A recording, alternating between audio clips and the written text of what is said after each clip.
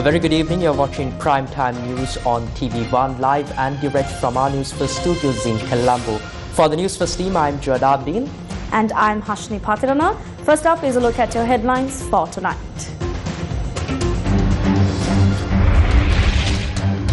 Special transport services launched for post-New Year travel. 6 lives lost in accidents over the past 24 hours. Police urge people to stay alert while travelling during the festive season. Nearly 3,000 cybercrimes in first quarter of 2025 reported. Postal ballot papers for 91 local government bodies to be reprinted. Main suspect in murder of former Worcester prison superintendent arrested. US President Donald Trump freezes $2 billion in Harvard funding. Singapore Parliament dissolved ahead of upcoming elections. And on to those stories in detail. Special transportation services for people returning to Colombo and other urban areas after visiting their hometowns for the Sinhala and Tamil New Year began this morning. Newsfirst investigated the transportation facilities available for people returning to Colombo and other urban areas after the New Year celebrations. In several major bus stands in regions such as Galle, Mathura, Kurunegala and Anuradhapura, Newsfirst observed that buses were operating adequately.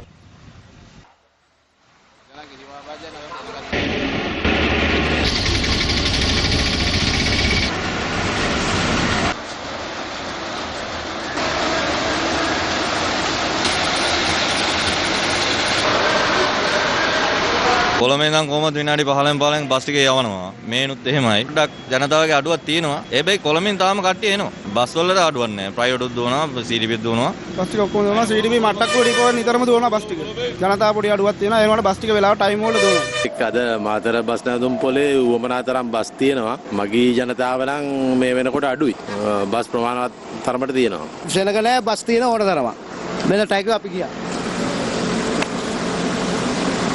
Anuradhapura Colombo bus තියෙනවා ඊයේ දිව්වා සෙනග තම පොඩ්ඩක් අඩුයි ඉතින් bus තියෙනවා අපහසුතාවයක් නැතුව ප්‍රවාහන සේවය යෙදෙනවා ඉතින් අපි හරි මං කොළඹ යන්න ආවේ බස් නම් ඕන තරම් තියෙනවා යන්න අපි මේ කොළඹ යන්න ආවේ බස් නම් ඕන තරම් තියෙනවා මේ කිසි ප්‍රශ්නයක් නැහැ. The Deputy General Manager of Operations at the Sri Lanka Transport Board, THRT Chandrasiri, stated that additional buses have been planned to operate from today until the 21st based on passenger demand. Accordingly, these transportation services will operate primarily in areas such as Colombo, Maharagama and Kadawatha.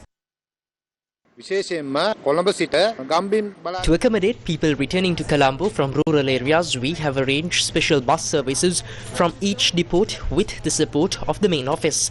We have deployed additional buses for every depot. Specifically, we have allocated around 50 buses from depots in the Colombo area and about 25 additional buses from the north and east. Approximately 800 additional buses have been deployed on the expressway starting today to facilitate passenger transport. Meanwhile, the Sri Lanka Railways has also introduced special train services from today for people returning to Colombo after visiting rural areas for the Sinhala and Tamil New Year. These services will operate from Galle, Kandy, Anuradhapura and Kankasanthurei. Sri Lanka Railways has arranged 2 special train services from Galle to Colombo Fort and from Beliatha to Colombo Fort. Additionally, 2 special train services from Badulla to Colombo have been scheduled, providing people with the opportunity to return to Colombo Fort. Sri Lanka Railways has also planned to operate office trains as usual on regular working days. The Road Development Authority reports that the expressway system has generated 170 million rupees in revenue for the 11th to yesterday. This marks a 20% increase compared to the revenue generated during the same period last year. The auspicious time for oil anointing, known as Hisa Tel Gama, will take place tomorrow at 9:04 a.m. Astrology recommends wearing green attire, facing north and placing kohumba leaves on the head and kolon leaves on the feet. After applying a mixture of kohumba leaves, oil and nanu herbal paste to the head, the people are advised to take a bath. The state ceremony for oil anointing will take place this year at the Srinatha Devalaya, located within the temple of the Toothwelik in Kandy. Sinhala and Tamil New Year celebrations were organised across Sri Lanka to usher in the New Year. In Dambulla, the people celebrated with a spectacular fireworks display at dawn to mark the arrival of the New Year.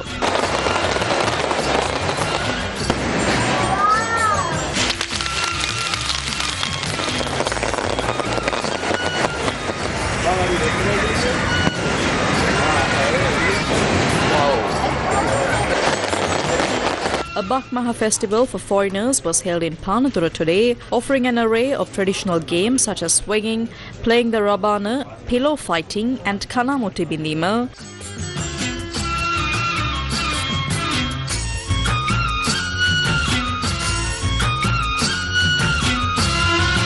A celebration in Nalatwala Gaol took place throughout the day, bringing the community together in celebration.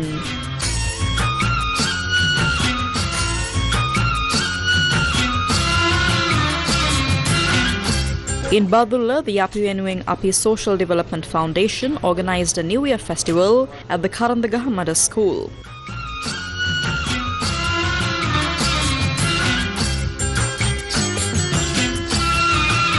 A Bakmaha festival was held in Varakapola today, organised by the Burunava Vision Youth Club, the cultural arm of the Varakapola Divisional Secretariat and local villagers.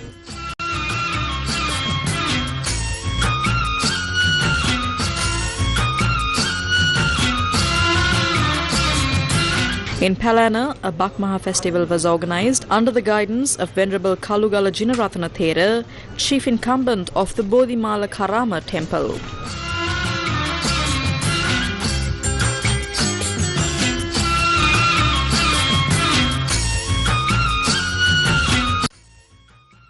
Sri Lankans living overseas also celebrated the Sinhala and Tamil New Year with a variety of celebrations. In Melbourne, Australia, Sri Lankans gathered to celebrate the New Year with traditional customs and festive activities.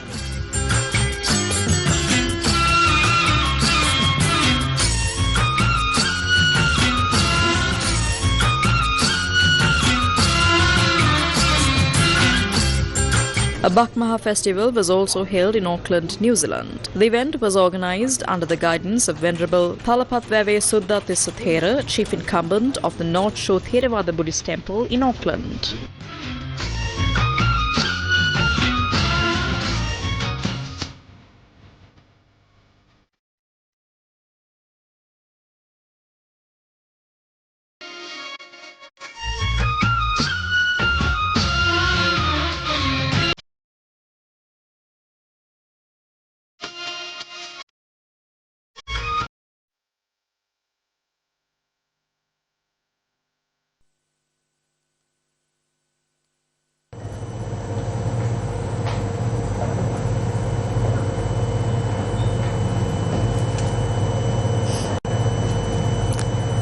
As the country celebrates the Sinhala and Tamil New Year, authorities are urging the public to prioritize safety during this festive season. In the past 24 hours, 6 people, including a child, have lost their lives in road accidents. 2 people died in a crash last night in Velmorana Mihinthale along the A9 road. Police said the accident occurred when a cab veered off the road and crashed into a ditch. 1 person died at the scene while another succumbed to injuries upon admission to the Anuradhapura Teaching Hospital. The deceased were identified as 2 men aged 37 and 27, residents of Mihinthale and Galkulama. Police suspect that excessive speed may have been a contributing factor to the accident. In another tragic incident, a 6-year-old girl died early this morning in Kurundagaha town on the Alpitia-Ambalangoda road. The accident happened when a 3-wheeler travelling from Ambalangoda towards Alpitia collided with an oncoming van. The van driver has been taken into custody.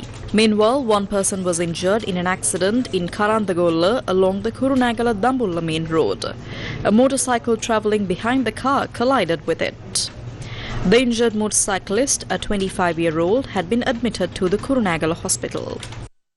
The Ministry of Health is urging everyone to celebrate safely and mindfully. Dr. Samita Sirithunga from the Ministry's Non-Communicable Diseases Unit highlighted that every year, between 75 and 100 lives are lost in accidents during the festive season. The festive season is a time meant for family, for togetherness and for making memories, not for tragedies. So, as you travel, gather and celebrate, here are a few heartfelt reminders to help keep this season safe for everyone you love.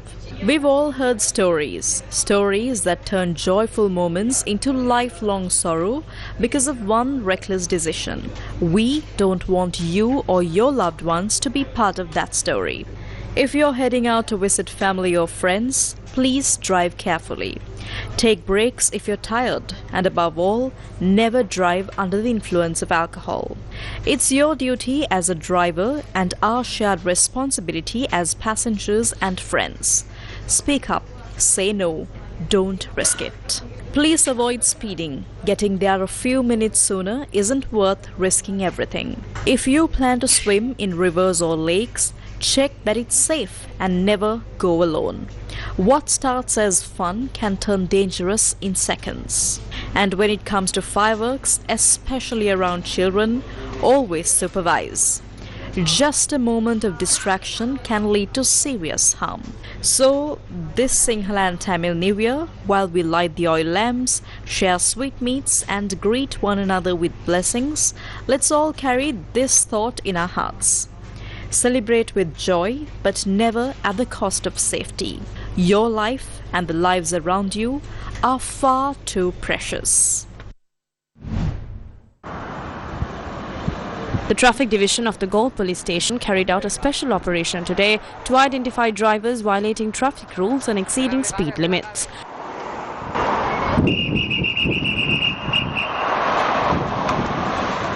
Vehicles exiting the Pinaduva interchange of the Southern Expressway were inspected as part of the operation.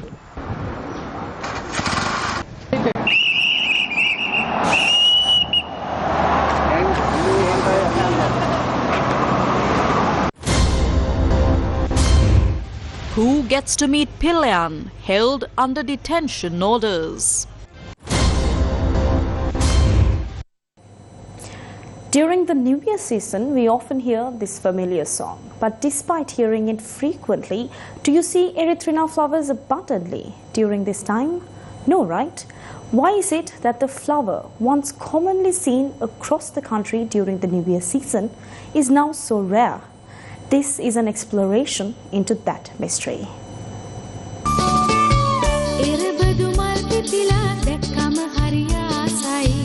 යලි අවුරුදුවේ විදින් රටටම සිරියාවයි එරබදු මල් පිපිලා දැක්කම හරියාසයි යලි අවුරුදුවේ විදින් රටටම සිරියාවයි. The erythrina tree, locally known as Erabadu, adds a unique charm to the New Year celebrations. Traditionally, two types of erythrina trees have adorned Sri Lanka's historic villages during the New Year: Erythrina variegata and the Erythrina fusca, also known as Erabadu and Yak Erabadu respectively. These trees, scientifically known as Erythrina variegata and Erythrina fusca, were once widespread in the country. Typically, the leaves of these trees begin to fall as they start to bloom in April. The sight of these trees covered in beautiful red flowers is truly enchanting. However, this stunning view has become increasingly rare in recent times due to the gradual decline of the erythrina tree population. When we investigated the cause, we found that in 2006, a species of insect known as the Erythrina gall wasp was reported in Sri Lanka. The damage caused by this insect is believed to be responsible for the decline of these trees. Additionally, unlike in the past, Erythrina trees are no longer planted as fences. Nowadays, walls are built instead of fences, and as a result, these fences are gradually disappearing from our surroundings. The erythrina tree is not only aesthetically pleasing but also holds medicinal value. This tree is important for its beauty and cultural significance as well as its medicinal properties. In traditional Sri Lankan medicine, erythrina leaves, bark and seeds are used. They are used for various ailments including skin conditions as an anti-cancer treatment. The tree also provides shade in tea plantations. It is a very important tree found in tropical countries. Given the significance of the erythrina tree, it is crucial to scientifically confirm the relationship between its decline and the erythrina gall wasp or other potential factors. This responsibility falls on our country's researchers. Furthermore, based on scientific research, it is the duty of the authorities to take appropriate measures to conserve this tree. If not, the erythrina tree, which doubles the beauty of the New Year season, will become nothing more than a memory of the past. Nearly 3,000 cyber crimes have been reported in just the first quarter of 2025. This is based on the latest statistics released by Sri Lanka Computer Emergency Readiness Team or SLCERT. Are you likely to get caught in cyber crimes of this sort? Let's take a look. Internet and social media are very important to us, but without us knowing, we are getting tangled up in these kinds of cyber crimes. So this is a report filed by Newsfirst about this issue. Cybercrime encompasses a wide range of criminal activities that are carried out using digital devices or networks. These crimes involve the use of technology to commit fraud, identify theft, data breaches, computer viruses, scams, and expanded upon in other malicious acts. In just the first quarter of 2025, 2,887 cybercrimes have been reported, including 364 cases of financial fraud. Chaminda Ranavira, a recent victim, shared how his WhatsApp account was hacked. Messages were sent to his friends from his account asking for money, and the scammer had even called Chaminda, pretending to be from the Prime Minister's office, and used a profile picture of the president to appear credible. Husband call එක ආවා. එයා මට call එක දුන්න answer කරන්න කියලා. ඊට පස්සේ call එක answer කරනකොටම My husband got a call and asked me to answer it. The person on the line said they were from the Prime Minister's office and wanted to share some details. Then they asked me to read out a verification code that would appear on my screen. While we were talking, a code popped up and I read it out. As soon as I did, they hung up.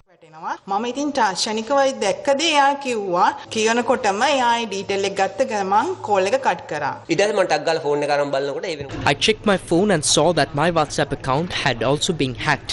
I informed my friends that if they got any messages from my WhatsApp, it wasn't me. But by then the hacker had already started asking my friends for money. They even called my other number to tell me what was happening. The scammer had used a profile photo of the president and went by the name General Mohammed.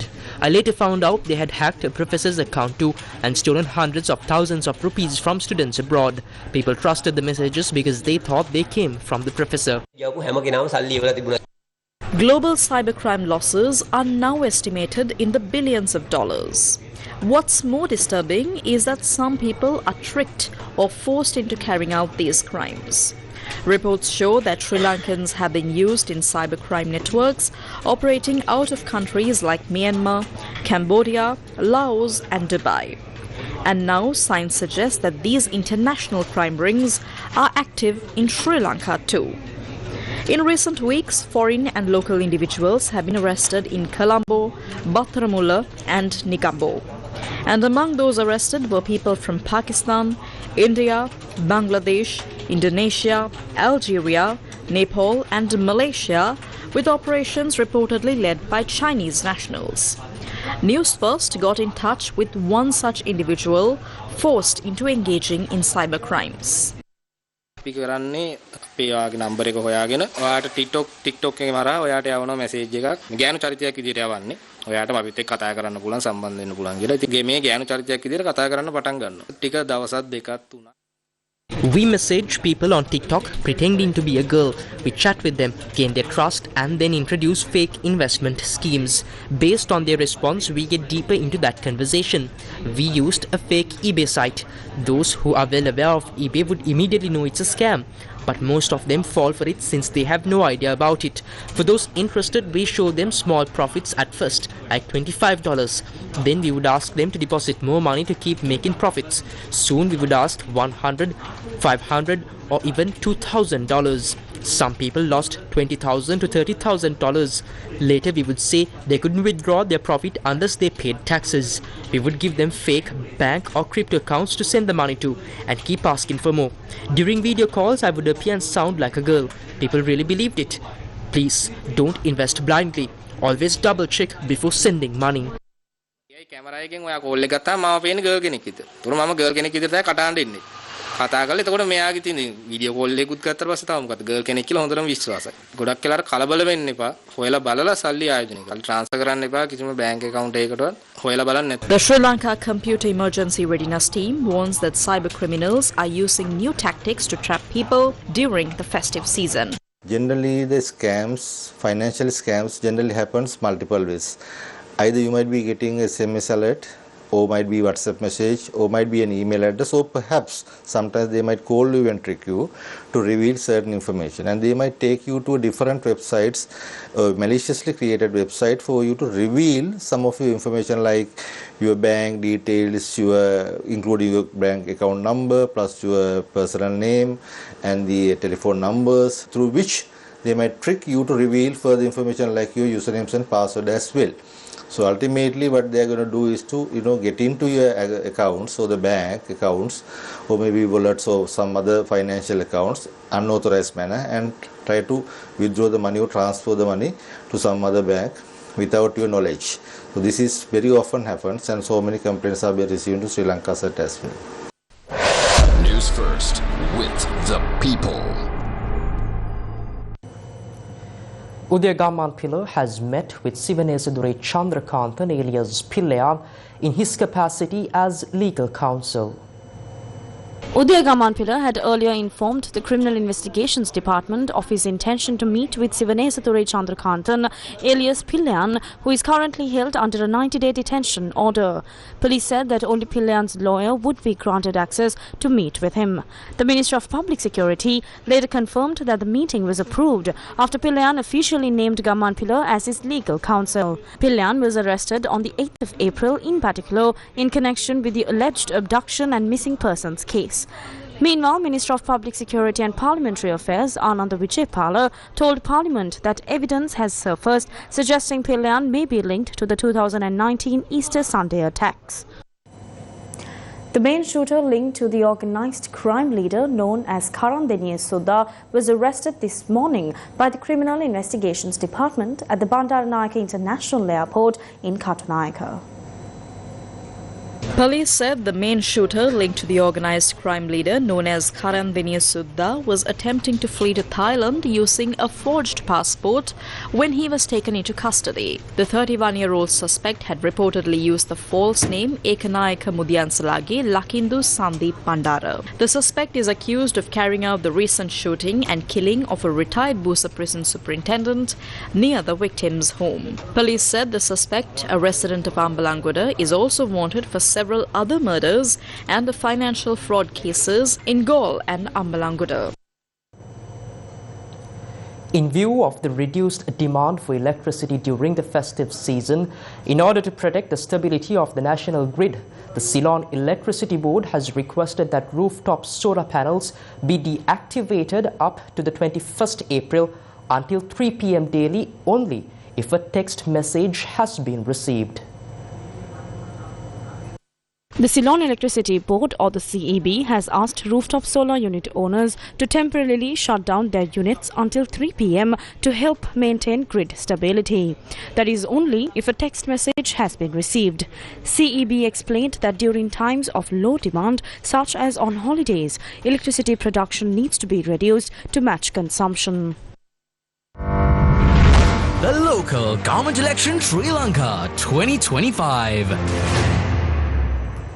The Department of Government Printing said that postal ballot papers will be reprinted for 91 local government institutions due to ongoing legal proceedings. The Colombo Municipal Council is also among the affected institutions.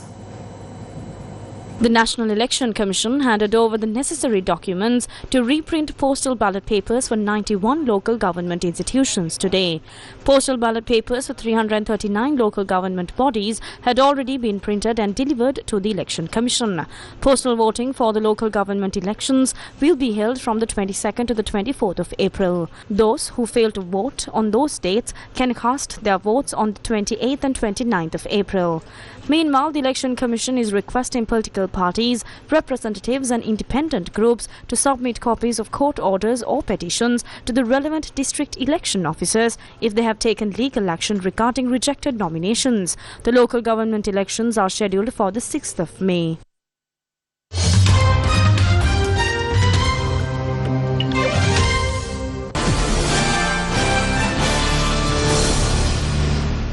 And shifting your attention towards news overseas, President Donald Trump's top economic advisor says the US is on the verge of striking deals with more than 10 trading partners, signaling a major shift in global trade relations. With new tariffs in motion, key negotiations underway, and global markets reacting, here's what we know so far. On the 2nd April 2025, President Donald Trump declared a 10% tariff on all imports effective on the 5th April, with additional country-specific tariffs set to commence on the 9th April. But on 9th April, President Donald Trump dropped the tariff rates on imports from most US partners to 10% for 90 days to allow trade negotiations with the countries. At the same time, he increased tariffs on goods from China, accusing Beijing of a lack of respect after it retaliated by saying it would impose more tariffs on US imports. The US tariff rate on most Chinese imports now amounts to 145%. How have trade deals progressed? President Donald Trump's top economic advisor today said the US is close to deals with more than 10 trading partners. Kevin Hassett said, quote-unquote, the president will decide when he is satisfied with the deal and when he wants to announce it and how many all at once. But I can tell you, the progress has been astonishing. What do we know about a US-UK trade deal? US Vice President J.D. Vance said there was a good chance a trade deal could be reached with the UK as the dust continues to settle from America's global trade shake-up. UK government sources have also suggested that recent talks with the US on a trade deal have been making good progress.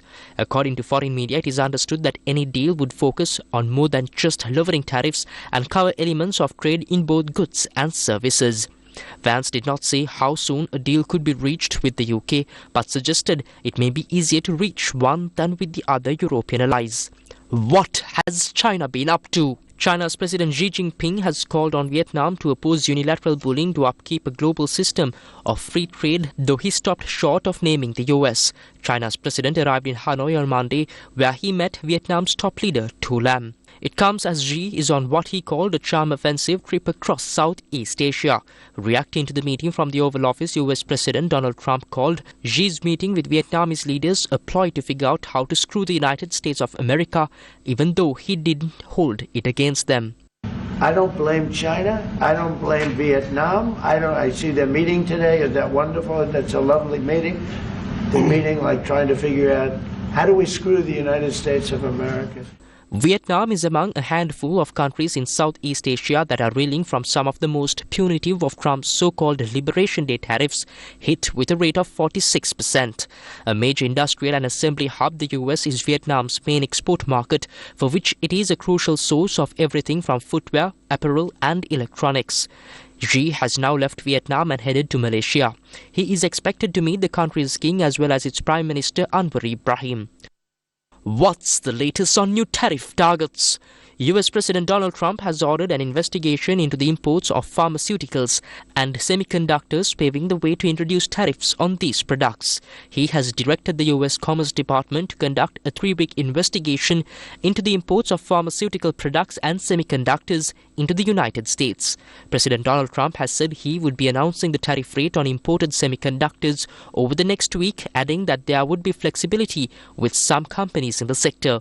Trump also said he'll impose tariffs on pharmaceuticals, but he wouldn't say at what rate or when those would be implemented. How are markets reacting? After Trump announced his Liberation Day tariff, stock markets across the globe took a tumble, with trillions of dollars wiped from the US stock market in the days after. The president has since made some exemptions and stock markets showed signs of recovery, although they are still down on the month. US stock markets rose after the White House said tariffs on imports of Chinese-made smartphones and some other electronic devices would not apply. Markets in Asia and Europe ticked higher today as US futures signaled a potentially narrow rise amid uncertainty over President Donald Trump's tariff plan. Markets in China, where Trump's reciprocal tariffs are still in place, showed less enthusiasm. Shanghai's composite index rose just 0.15% and Hong Kong's Hang Seng index climbed 0.23%. Meanwhile, the Trump administration has said it is freezing more than $2 billion in federal funds for Harvard University, hours after the college rejected a list of demands from the White House.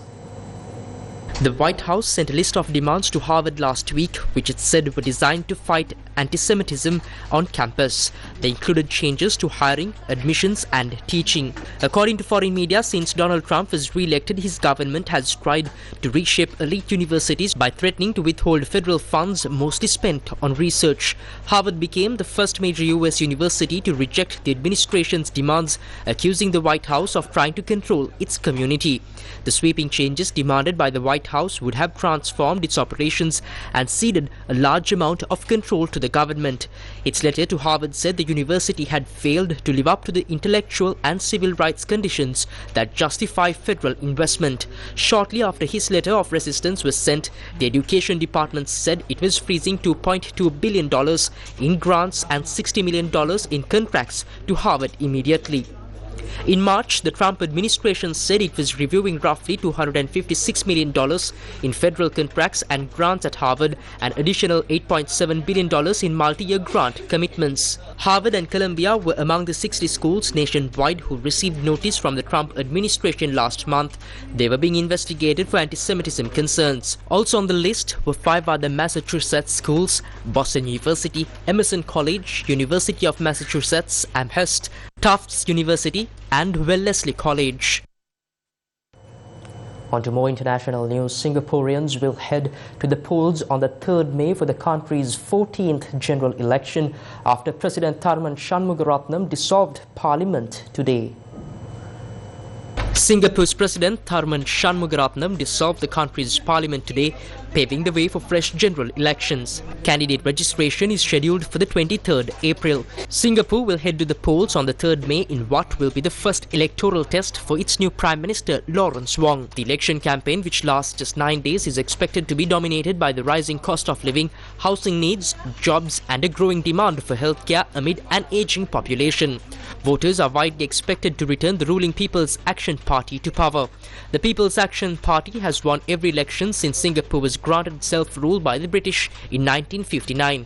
The country's last election in 2020 saw the opposition Workers' Party secure 10 seats, the biggest victory for the opposition since Singapore gained independence in 1965. This time, 97 seats are up for grabs. Under Singapore's political system, government ministers remain in office during the interim period until a new parliament is formed. Well, that's a wrap of your news tonight. But before we leave you tonight, we would like to share a place that might just be the perfect getaway. If you're looking for a peaceful and breathtaking retreat this holiday season, today's Beautiful Sri Lanka segment takes you to a place where nature speaks to the heart. Centralia's Viewpoint, also known by some as Northern Peak. We'll leave you tonight with details of that. Good night. Good night.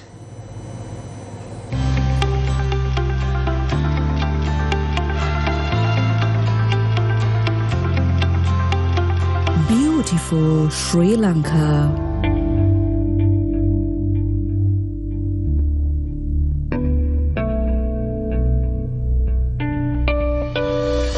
This lovely place is located in the Centralia's estate right in the heart of Hatton.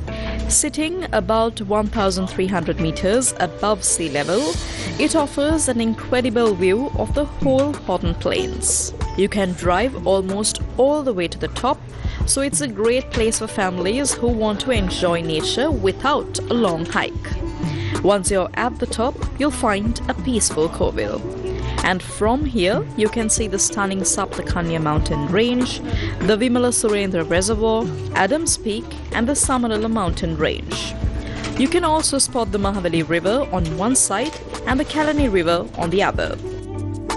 What makes it even more special is the ever-changing weather. 1 minute it's sunny, the next, mist is rolling over the hills, making the view even more magical. If you decide to visit or go camping, just remember one thing. Come to enjoy the beauty and always protect the environment. Let's keep this place as beautiful as it is for everyone to enjoy.